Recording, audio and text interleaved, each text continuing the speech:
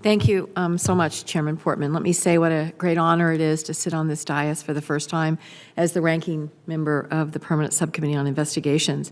This is the Truman Committee.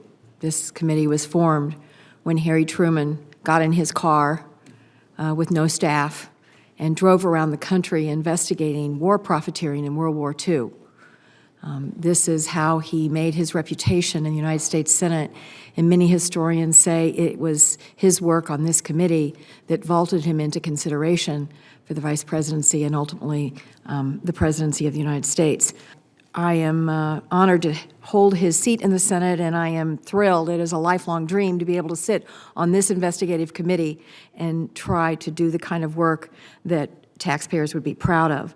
I know that Chairman Portman and I can work together well in a bipartisan way to uphold the PSI's long history of bipartisanship in a way that is worthy of President Truman's legacy.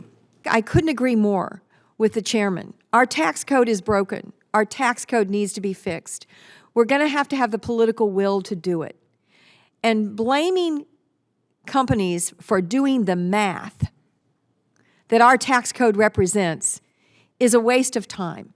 And what Congress needs to do instead is hold the mirror up to ourselves, because it is our inability to come together and compromise in a comprehensive way that is holding us back from reforming our tax code in a way that levels the playing field for our businesses, not just on the global marketplace, but right here in the United States of America. For everything we do in the tax code, it's an action we take, but then there's a reaction.